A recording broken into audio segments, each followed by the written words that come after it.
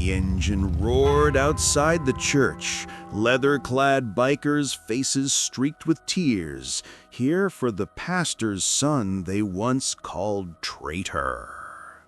You're not gonna believe how this story ends. You're probably wondering how a preacher's kid ends up leading a motorcycle gang, and why, years later, those same riders would show up at his father's Sunday service, crying. Before we get into that, if stories like this hit you different, go ahead and subscribe. We're building something real here. And drop a comment. Where are you watching from right now? All right, let's go back. The day Daniel walked out of that church, he didn't slam the door. He just left, quietly, like he'd been holding his breath for 18 years and finally let go. His father didn't chase him. That hurt more than any sermon ever could. Daniel had grown up in the back pews, in the smell of old hymnals and lemon furniture polish. His father was the kind of pastor people called a man of God, the kind who prayed for 2 hours before breakfast and never missed a hospital visit, the kind everyone loved, except his own son. Because while the congregation saw a shepherd, Daniel saw a man who had time for everyone's pain but his own family's. A man who missed every basketball game, every birthday dinner, every moment that mattered, because someone else always needed him more. Daniel's mother had learned to smile through it. She'd say, "Your father's doing the Lord's work, honey." But Daniel saw the way she cried in the kitchen when Dad didn't come home for their anniversary, again.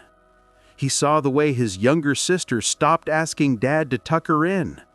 And he saw the way his father never noticed. So when Daniel turned 18, he did what every kid does when they're suffocating.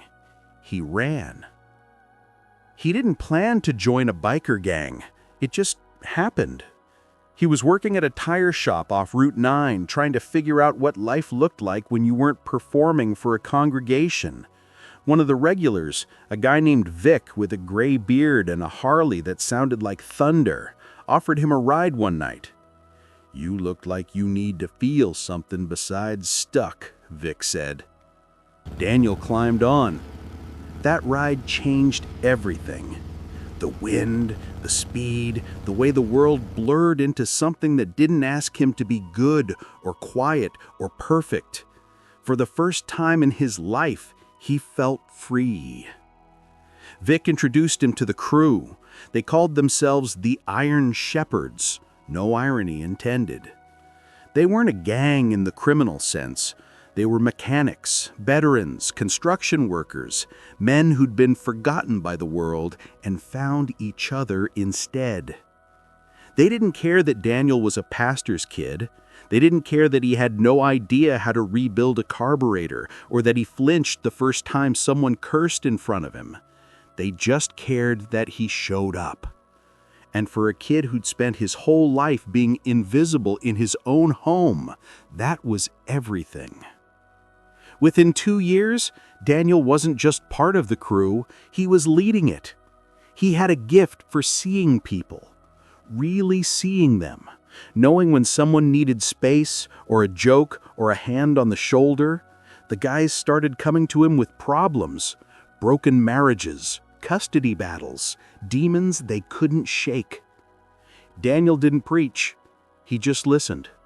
And somehow, that was enough. The Iron Shepherds became his family. They rode together, worked together, grieved together. When one of them lost a kid to an overdose, they all showed up to the funeral. When another got evicted, they helped him move his stuff into storage and crashed on each other's couches until he got back on his feet. It wasn't church, but it felt like what church was supposed to be. Daniel didn't talk to his father for 4 years. Not because of anger, though there was plenty of that at first, but because he didn't know what to say.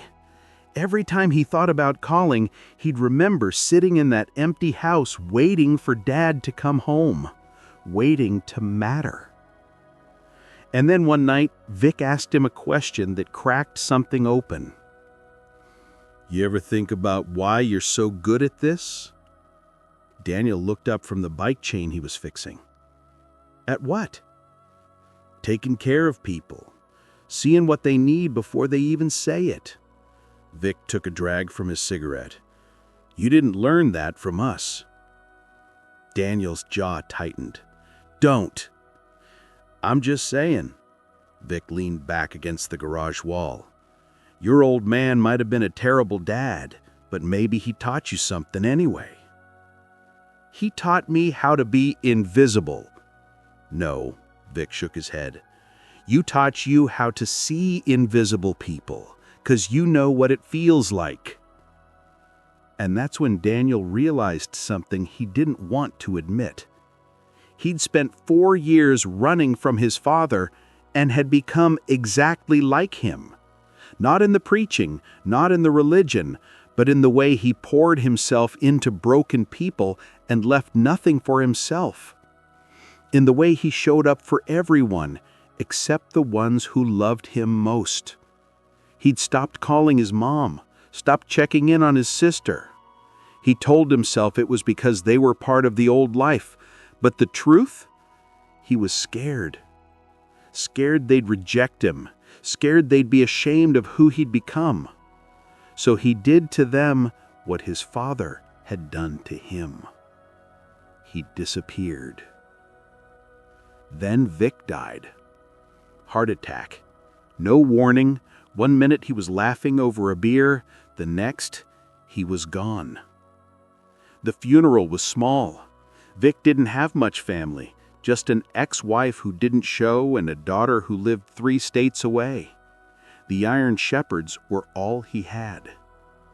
Daniel stood at the grave staring at the casket and felt something break inside him.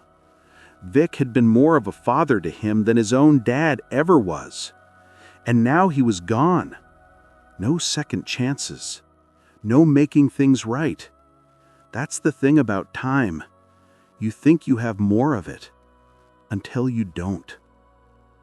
One of the guys clapped Daniel on the shoulder. "You gonna say something?" Daniel opened his mouth, and without thinking, without planning it, he started talking about grace.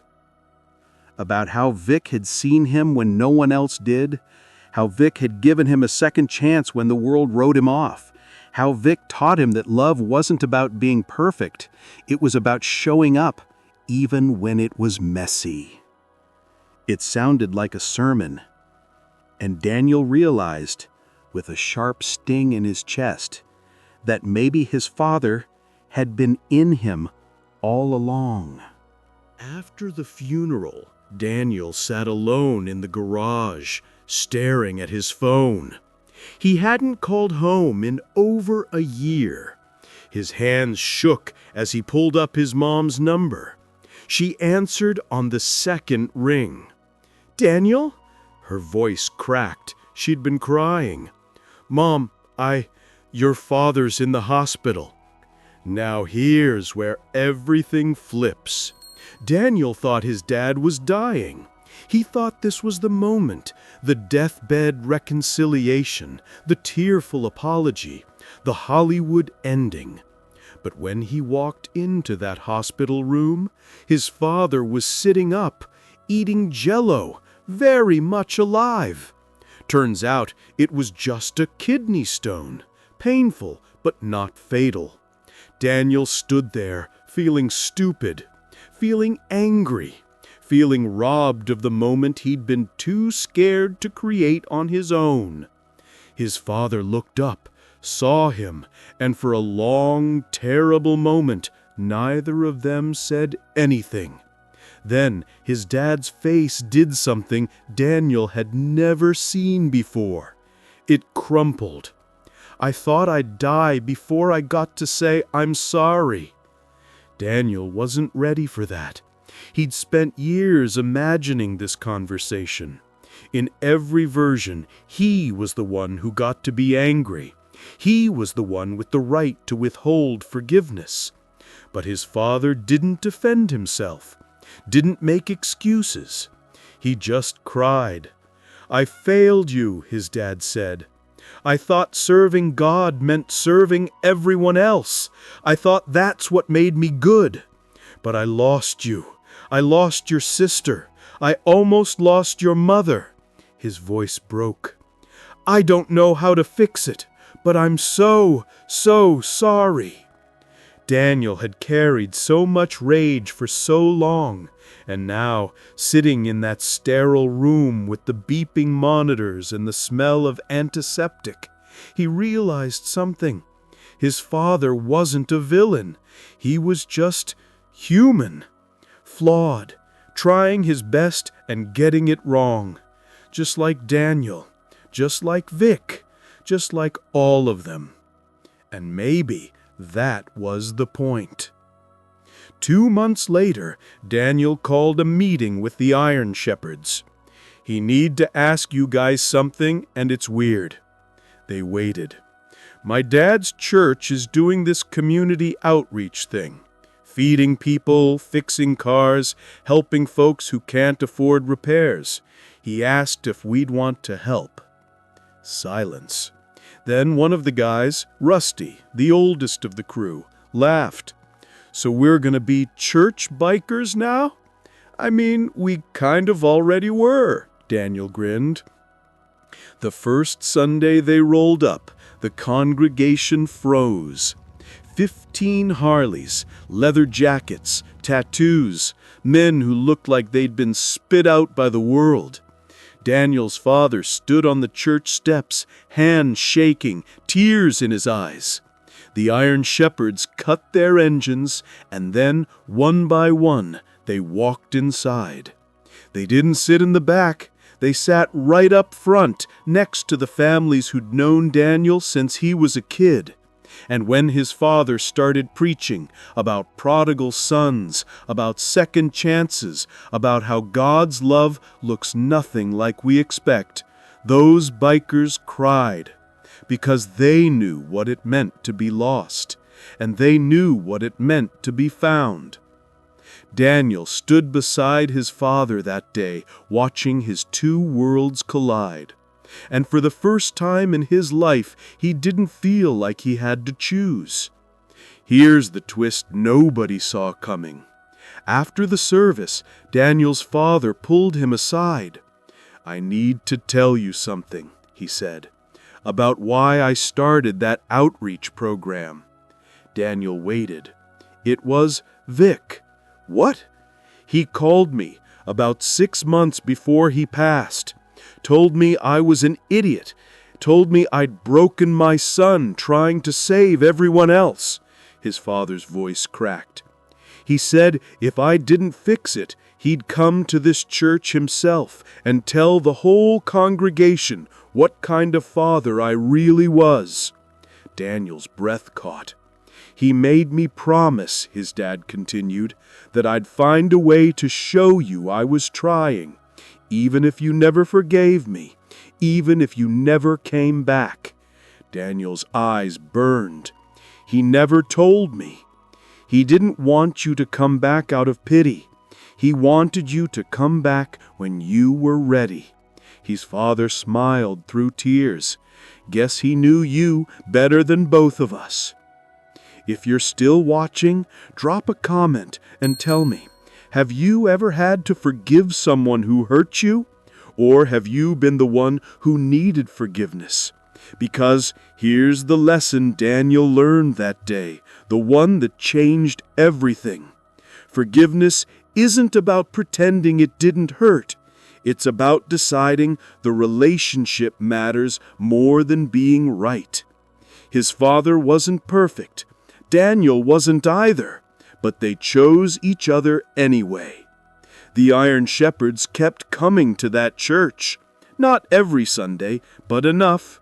They started a program fixing cars for single moms and veterans who couldn't afford repairs.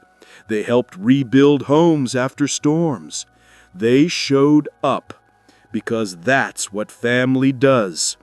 And Daniel realized that the thing he'd been running from his whole life, his father's calling, had been inside him all along. He just needed to find his own way to live it. Here's the final thing. 3 years later, when Daniel's father did pass away, peacefully in his sleep, the Iron Shepherds rode to the funeral. All of them. They formed a line outside the church, engines rumbling, an honor guard of broken men who'd learned to love again. And as Daniel stood at his father's grave, he didn't feel anger anymore. He felt grateful, because his father had taught him the most important thing a parent can teach a child. It's never too late to come home. And if this story hit you, don't just scroll past. Subscribe, share it, and drop a comment. Where are you watching from? And who's the person you need to forgive or ask forgiveness from? Because the truth is, we're all just trying to find our way back.